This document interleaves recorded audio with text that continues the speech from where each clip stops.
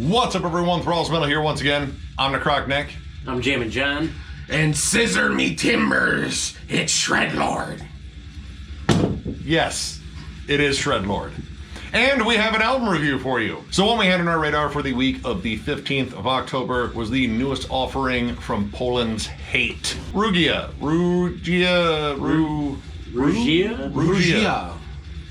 Whatever that word is and how it's pronounced, it is that album.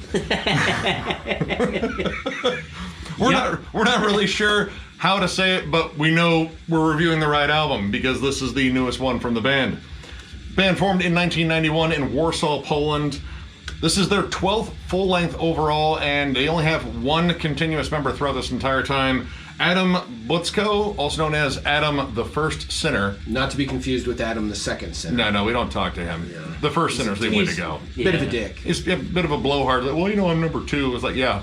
I know. First loser, okay? Yeah, first you're last.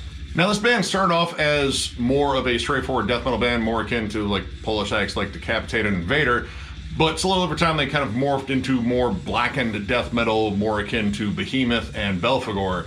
And that is pretty much where they lurk now. And, well, they do it really well. This is absolutely pummeling blackened death metal, and you get that right from the rip with the title track. Dissonant riffs, big, heavy chugs. This band really knows how to kind of work that balance between both black metal and death metal really well. Lots of cool atmosphere. The church bells. Church bells. Why is it church bells? Anytime you hear them, like, oh, shit just got more evil. I know, I mean, honestly, I kind of feel like that whenever you drive past a church anyway and hear those bells. But yeah, it works. The whole atmosphere just feels evil. You add these really demonic vocals on top, which... Triple layered? Yeah. Quadruple layered? I don't know. There's a lot of layers. It isn't like drenched in effects, but there's a lot of layers to the vocals. Like, I'm pretty sure he was just sitting there like, no, one more. It's not creepy enough. Now it's an army of demons. Yeah, that pretty much is what they sound like, except they're working together to form one ugly voice, and it's great. Like, he really enunciates the words very well, and the music is just pummeling. And honestly, this opening track, while it's good, maybe one of the weaker tracks. Yeah, the weaker tracks. But it's not a bad track, so that tells you already that we really got into this the more we listened to this. So one of the tracks that stood out to me was the third track, Exiles of Pantheon. And this song to me is a song that can sum up this album. There's a lot of heavy satanic type parts, but it's nothing too complicated. However, the composition of it all is just masterful. And the way they built the block, so to speak, in terms of production and in terms of the songwriting really stood out to me. This song has a lot of these blast beat sections, which you're going to hear all over this album. The drums are goddamn insane. Yeah. Nasty drums. Woo! But one thing I like about this track and other tracks in particular is whenever they do a blast section, it never carries on too long. Sometimes you just blast beat a section into eternity and it becomes stale as hell. Well, or he breaks up the blast. Like, he'll blast, but he'll accent different parts. It's almost like he comes in on the different counts, you know? There's sometimes on the two, sometimes and the variation on the three. is greatly appreciated. Yep. There's some really cool syncopated blasts on later tracks like Saturnus and actually the opening track. So it's a good way to break it up. Like, you're not just doing a static blast beat over a tremolo riff. I think probably my favorite part in this track, well, outside of all of it, was the gigantic death metal breakdown. This one was just a straight death metal moment. Just stank face. Yes. Stank, sour blackened lemon. stank face. So stank face. Bite all the lemons. Yep. It's just a flat out brutal section, and it might be one of the heaviest moments on this entire album. But that was kind of the cool thing I liked in terms of the balance again. They bring all the blackened atmosphere, all the cool tremolo riffs, that bleak, ugly sound, and there's usually some ambience in the background too.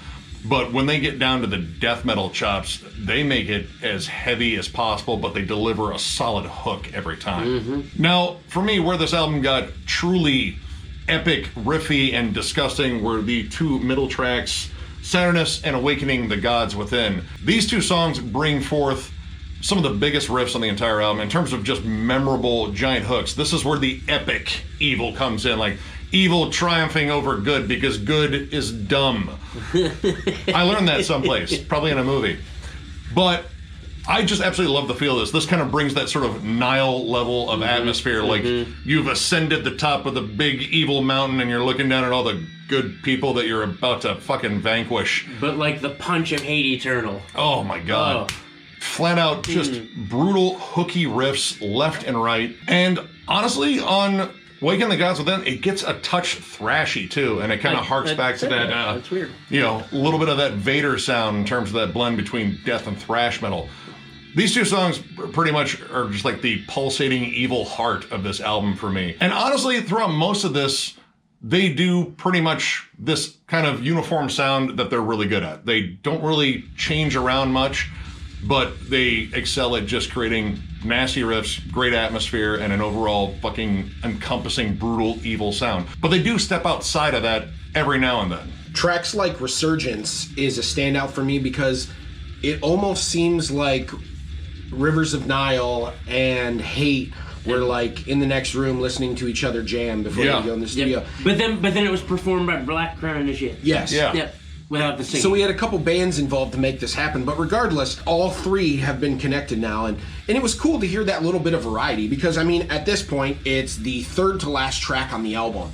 We have heard so much of this heavy, brutal, satanic, atmospheric type stuff, which has been great, but when you get to the end, it was kind of refreshing to have something different like that.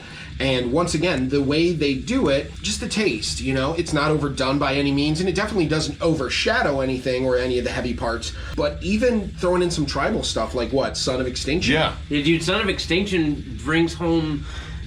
I said early Gojira. I heard it early too. Gojira and Garea. The opener riff on there is weird.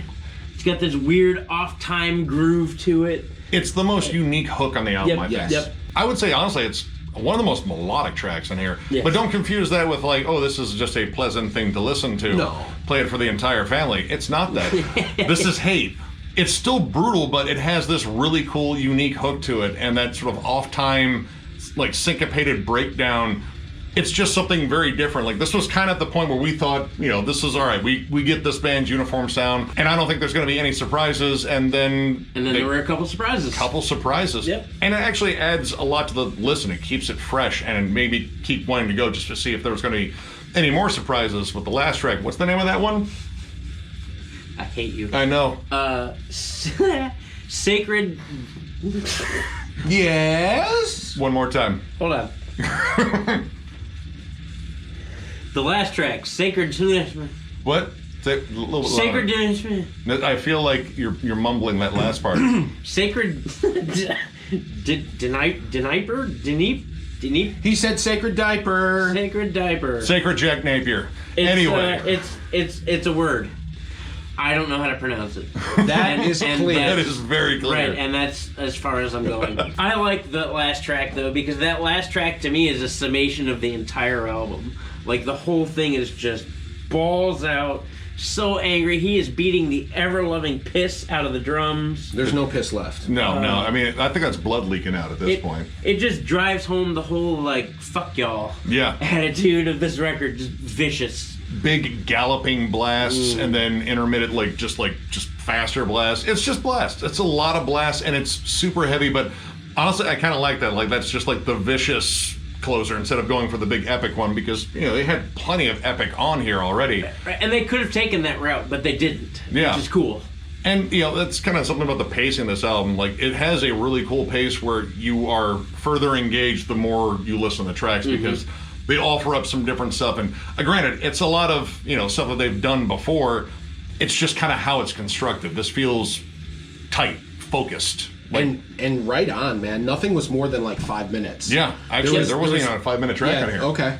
Yeah, everything was balls to the wall, intense, but it never dragged at any point. Well, and I like the lead work, too. The lead work, we didn't talk about that much. The lead work is kind of short, sweet, and to the point, but it's good every time. It's a little buried in the atmosphere, but I think that's part of the whole vibe. Tone, though, when it cuts through is really good. And his leads are shreddy and fun, but nothing over the top. Still cohesive. And it kind of depends on where the leads are placed. Like, if you have them in a more thrashy, more death metal section, I think the leads cut through a little bit more because that's kind of the death metal side. But most of them, they like to do that very layered tremolo and then break it up with some big, chuggy death metal riffs. But honestly, all of it really, really works well, and man, I had a fun fucking time listening to this album. So overall, I'm gonna give this 4 stars. I really dig this, honestly. I haven't really been the biggest fan of like the last couple of Hate albums. I think they were good, but this one just feels like all hateful cylinders are firing. This just delivers on pretty much every front in terms of just big riffs, brutality, but also that blackened atmosphere. It just will kick your ass from start to finish, and you should definitely check it out. So I'm gonna go 4.5. As you know, on my journey through musicdom here, black metal was not a big thing for me, and now since I've been hanging around these two fucks for a long time, We have him. You're welcome. Yeah, I'm becoming more of a black metal fan. This is the first Hate album I've actually listened to all the way through. I've heard Hate before in passing, but it was never a big thing. And this record, I think, whoops ass. I like the overall feel of this record and the tone, and just, it's a headbanger, non-stop. They really do well to create ambience and dissonance and all the disgusting things I like, that I'm coming to like about black metal, so... Yeah, there's not a bad track on this album, really. Keeps moving, kept my attention. Probably gonna listen to it again a bunch. You should too. I'm gonna go ahead and give this a 4 out of 5. It is a badass record. It is a straightforward barn burner for the most part, with a few surprises and a few twists. I think that while it sticks to only a few ingredients, the ingredients are fresh and used incredibly well. And this is also my first time listening to a Hate album all the way through. Thoroughly enjoyed it. They are basically doing Behemoth better than Behemoth right now, and I am 100% here for it. I mean, so, yeah. 4 out of 5. This is badass. I don't know if they're doing Belphegor better than Belphegor, but they might be doing Behemoth better than Behemoth right now. I will stand by that. I think, yes, that's safe. Yeah. So, if you enjoyed this review, give it a thumbs up. And if you are new to the channel, subscribe, because we do stuff like this all the time. We are also on Patreon. If you'd like to help us out there, just click the link down below. And, well, we currently don't have a giveaway going on because someone is about to win that, and that will be announced to you soon. Thank you to everyone. We got to 7,500. Thank you so much. It's You awesome. the coolest, dogs. Yeah, all of you, the coolest. We also still have shirts available. If you would like one, hit us up on thrallsofmetal@gmail.com. Just send us a message, put shirts in the subject, and we will get back to you and hopefully sell you a shirt. So with that, thank you all for watching, and we will catch you later.